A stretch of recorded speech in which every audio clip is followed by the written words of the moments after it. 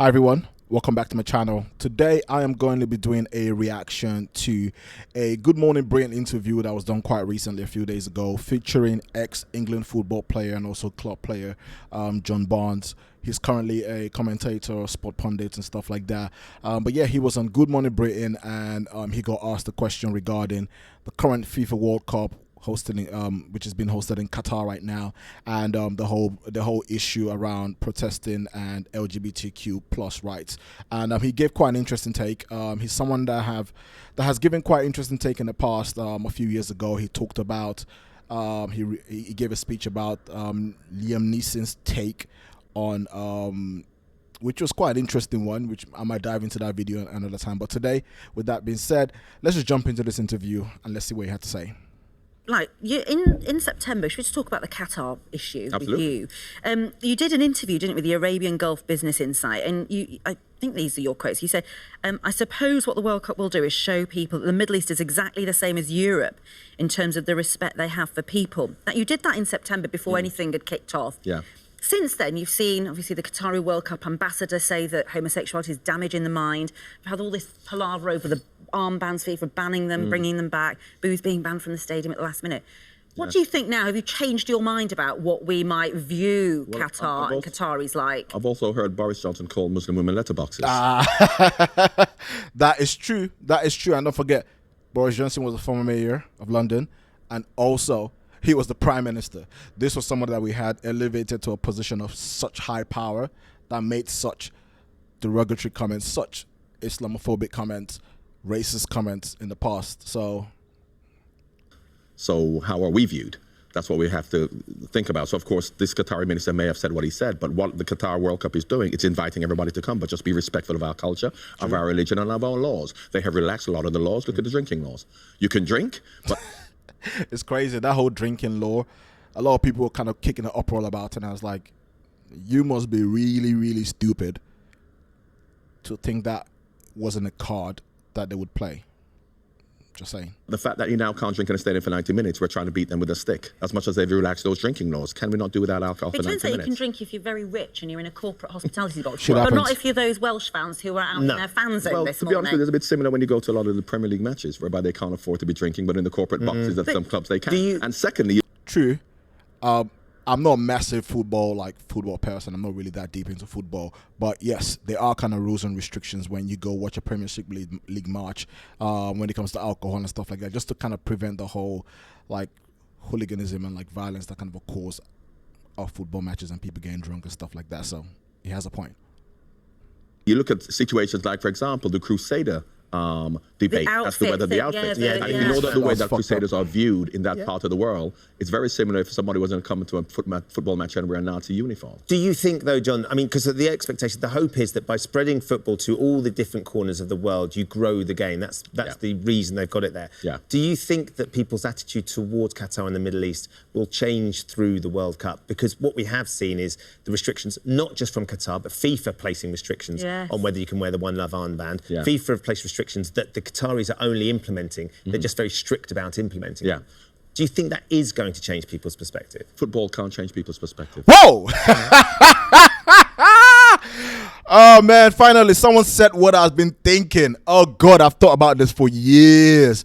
Even after we had the whole Black Lives Matter, we had the whole protest about George Floyd, and then we had the protest in the UK as well, and people's reaction to that, and how kind of footballers were put in this position whereby they had to take a stand and then taking a knee, which I'm all cool about. I'm happy with that. But this right here is the nail. Life changes your perspective. Is football changing perspective here because the players took a knee? No, you have to look at it from an institutional point of view, from a societal point of view, from a moral, intellectual point of view, from a colonial point of view in terms of what we believe and others believe. But I believe that if you go to somebody's country, because we're saying the same thing for people who come here, who may not believe in our laws or believe that they're right, they have to respect our laws while they're here. Oh! Not a lot of people want to hear that. But that's the reality. You go anywhere else, you have to respect people's law. Just like if people come to the UK, they are made to respect and conform to the way we are here. And why shouldn't it apply to the other way around? Because we might not have to agree with whatever the laws are, but when you go to someone else's place, you just got to try to conform. That's the way And by doing that, you can also open, you know what I mean, positions whereby you can have discussions about it. But you just going straight away and just wanting people just to conform to your sort of foreign ideas of how people should live doesn't really work.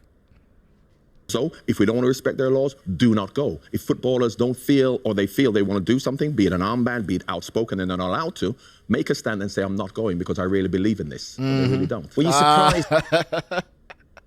Most of these footballers, like they're being trusted in this position to take a stand. Most of them don't. They don't want to be involved in politics. Don't want to be involved in this kind of discussion. They just want to play football. And I understand that. Not everyone is built to want to have to take a sort of public stand. Because most of them might not agree with it. But you have to be seen to agree, or then you get, you get pushed out of society. You get, in a sense, blackballed. And we've seen various players that's happened to. We've seen someone like him, whereby his voice has kind of been a bit marginalized because of some of his takes. Is by the Germans pre-match putting their hands over their mouths because they felt they were being gagged? Well, of course, once again, you have a lot of virtue signaling going on. I don't know whether the Germans before the World Cup are speaking out for the LGBT community in any great degree as the Australians, and in their everyday lives they're really concerned about it, or because the cameras are now there, they're trying to make a statement. And of course, straight after the World Cup, I don't think they're going to be talking about it. So, I believe in fight against discrimination is not part-time, it's every day. And it's not even... Yes, sir. That is true. That is true. To be honest, I think, for me, I always say this, and I've been a big fan of... This has kind of been my stand for a long time. It isn't about what you do when people are watching you or when the eyes of the world on you. It's what you do when people aren't watching you. It's the kind of stands you take in places whereby people are not watching you. It's the kind of stands you take when you're in a group of your friends or whatever, your position and stuff. Those are the moments that define who you are, not what you show for the whole world to see. Because then it kind of puts people in a position whereby they might have to take a stance that they don't agree on. Time the World Cup comes around, they say something or if the camera's on us. So let's get on with the football. Yeah. While we understand there are problems here, there are problems here also. It's interesting, isn't it? I was listening to a podcast yesterday, and they were saying, people who are out in Qatar saying, there's chat about it. They just wish they hadn't bothered.